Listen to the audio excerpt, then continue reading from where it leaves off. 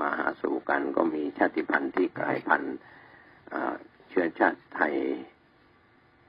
เรียกว่าเชื้อชาติไทยสัญชาติไทยอะไรก็แล้วแต่ยังคงมีอยู่เพราะฉะนั้นใน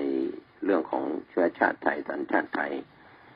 หรือจะมีการกลายพันธุ์อย่างไรก็เป็นเรื่องธรรมดาของมนุษยชาติผู้ดำเนินรายการวันนี้ขอเชิญ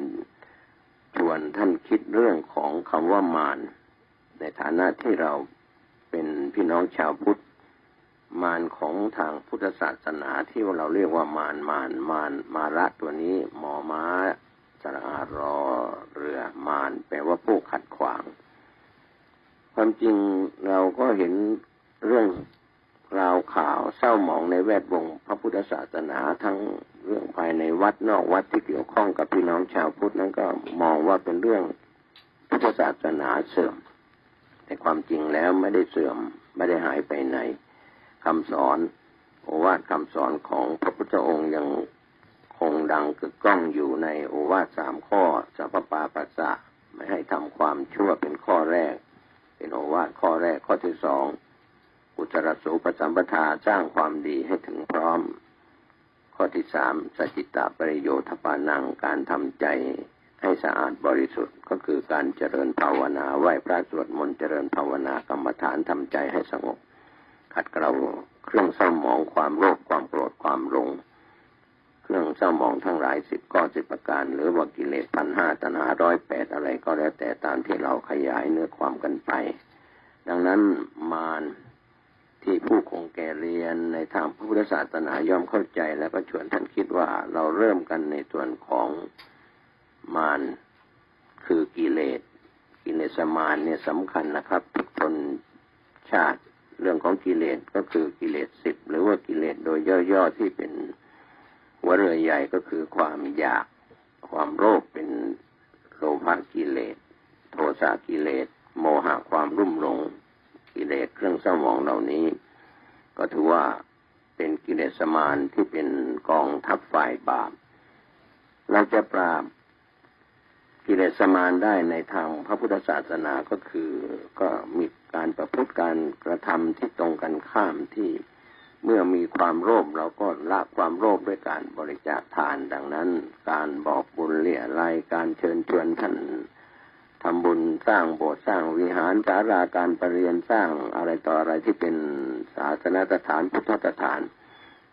ก็มีการสร้างวัดวารามทั้งคามวาสีอรัญญวาสีอะไรต่างๆที่เป็นวัตถุทานแล้วก็ส่วนของธรรมทานก็ในการที่สั่งสอนกันภายในวัดนอกวัดปัจจุบันก็มีความเจริญรุ่งเรืองในทางสถานีวิทยุกระจายเสียงออกอากาศกันทางทีวีทางดาวเทียมทางดิจิตอลอะไรต่างๆก็แล้วแต่แล้วก็สื่อโลกออนไลน์นี่แหละก็สามารถจะกำจัดกิเลสมารให้เบาบางไปเราให้ทานมากเท่าไหร่ความอยากของเราความหวงแหนของเราก็ลดน้อยลงไปฉะนั้นวันนี้เราจึงต้องส่งเสริมคนทำบุญไม่ว่าทายกทายิกาศรัทธานาบุญที่เราเรียกว่าผู้ให้ทายกชายทายิกาหญิงที่มาบริจาคทานไม่ว่าจะเป็นข้าวปลาอาหารโภชนาอาหารหรือวัตถุทานทำศาสนสถานก่อสร้างวัตถุต่างๆที่เป็นประโยชน์ในถวายไว้ในสงฆ์ที่มาจากทิศทั้ง4มีอุโบสถมีวิหารมีศาลาบาทมีห้องน้ำห้องส้วมภายในวัด ในส่วนเหล่านี้ก็ถือว่าเป็นส่วนสำคัญที่เราหลีกเลี่ยงไม่ได้ที่เราได้ทำไว้เป็นเครื่องบ่งบอกถึงคนที่ได้ให้ไว้แล้วจะเป็นหญิงก็ตามเป็นชายก็ตามนี่แหละก็เป็นเรื่องที่เขากำจัดมันในตัวตนของเขาคือความอยากถ้าเขาเก็บหอมรอมริบเงินทองเหล่านั้นไม่เข้ามาบริจาคไม่ได้ซื้อวัตถุต่างๆมาทำบุญมาให้ทานเครื่องเศร้าหมองของเขาก็คงยังมีอยู่แต่ว่าการให้ทานเนี่ยเป็นการกำจัดตัวมัจฉริยะความหวงแหนทำให้ความอยากลดน้อยลงไปเบาบางไปนี่ก็เป็นเรื่องของกำจัดกิเลสมารแบบอาจจะชั่วคราวหรือ สะกดไว้ด้วยการนั่งสมาธิหรือในส่วนของวิปัสสนาจะทางเข้าประหารก็แล้วแต่กิเลสที่เราจะ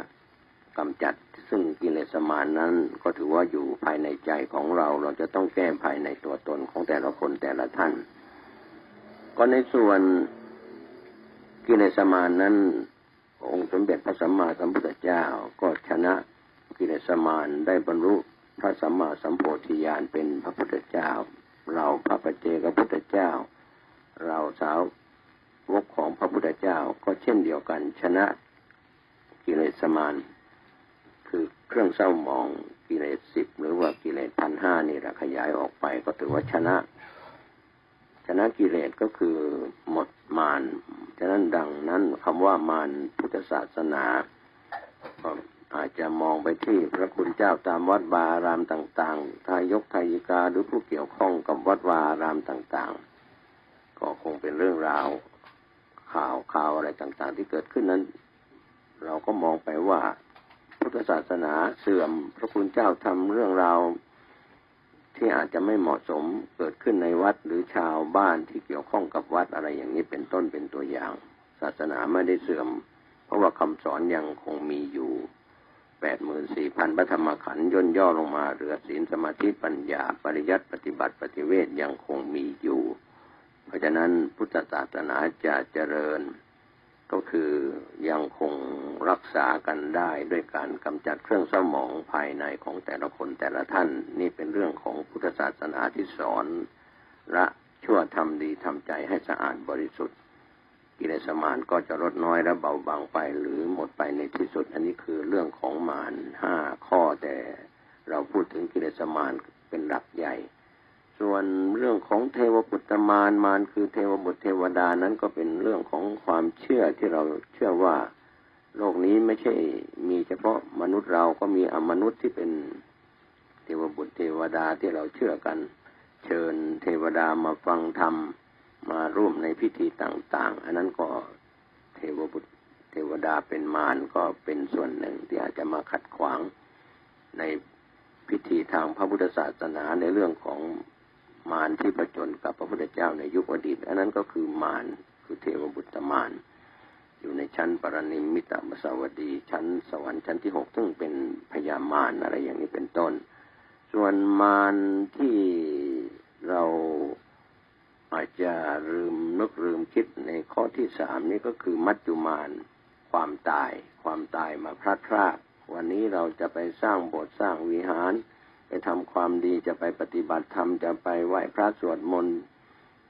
ก็ไม่ทันได้ไปความตายมาพรากคือเราเสียชีวิตเสียก่อนอะไรอย่างนี้เป็นต้นคือความตายเป็นมารที่จะทำให้เราได้สร้างคุณงามความดีวันนี้เราก็สะเทือนใจกันทั่วโลกเรื่องของสถานการณ์โควิด -19 ทั้งเสียชีวิตไปติดเชื้อไปรักษาเยียวยาหายไปอะไรต่างๆก็เป็นเรื่องธรรมดาต่อไปก็อาจจะเป็นโรคประจำถิ่นก็ไม่พ้นน้ำมือของมนุษย์ที่มีความเชี่ยวชาญวิทยาศาสตร์การแพทย์ก็คงจะกำจัดหรือแก้ไขปัญหาโรคเหล่านี้ให้สุขภาวะเป็นโรคประจำถิ่นท้องถิ่นกันแต่ละประเทศทั่วโลก209ประเทศทั่วโลกก็คงไม่ต้องกังวลใจแต่ว่าในช่วงนี้เราก็ต้องป้องกันตนเองดูแลตนเองในส่วนที่กระทรวงสาธารณสุขและผู้เกี่ยวข้องได้แนะนำและวิธีการป้องกันก็ยัง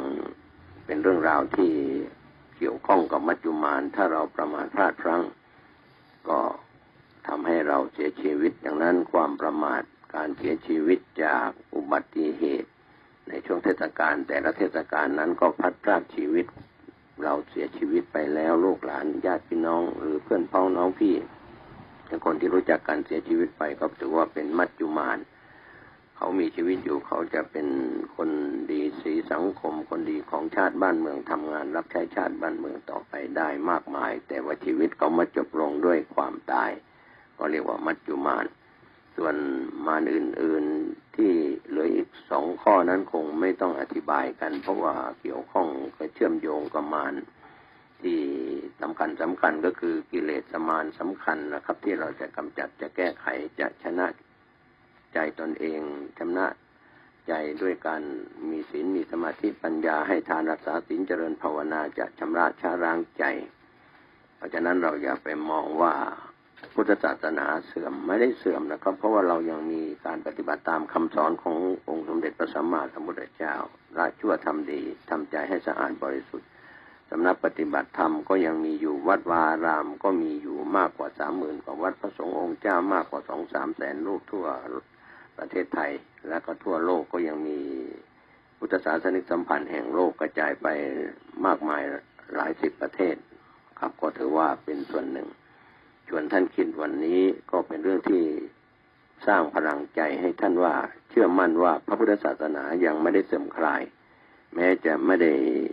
บัญญัติว่าพระพุทธศาสนาเป็นศาสนาประจำชาติไทยก็เป็นศาสนาประจำชาติไทยมายาวนานเราก็ไม่ว่าในศาสนิกในต่างศาสนาเขาก็มาร่วมอยู่เป็นเพื่อนร่วมชาติร่วมแผ่นดินก็ถือว่าเขาก็นับถือศาสนาอื่นๆก็เป็นเรื่องของศาสนิกในต่างศาสนาแต่พุทธศาสนาที่เรายอมรับนับถือกันโดยเฉพาะพระมหากษัตริย์ไทยในยุคอดีตรวมไปถึงบรรพชนของไทยในอดีตบรรพบุรุษของไทยในอดีตก็เป็นที่ยอมรับนับถือพระพุทธศาสนาก็ดังที่เราเห็นซากปรักหักพังของวัดร้างวัดห่างในจังหวัดต่างๆในภาพรวมทั่วประเทศก็ยังคงมีเหลืออยู่พระธาตุพระเจดีย์วัดร้างก็ถือว่าเป็นที่ยอมรับนับถือของพี่น้องคนไทยที่รักเคารพและก็ได้สร้างศาสนสถานพุทธสถานไว้ครับวันนี้ผมเกษตรเพชรสำริดวิทยากรชวนท่านคิดเรื่องของมารศาสนาเรื่องของวัฒนธรรมไทยหวังว่าเราจะช่วยกันลูกหลานไทยบรรพบุรุษไทยเรารักษาไว้ลูกหลานไทยในปัจจุบันเราก็ยังคงรักษาวัฒนธรรมอันดีงามเป็นสยามเมืองยิ้มสุขกายสุขใจวันนี้และวันหน้าให้กับคนไทยและชาวต่างชาติที่เดินทางมาสู่ประเทศไทยสวัสดีครับ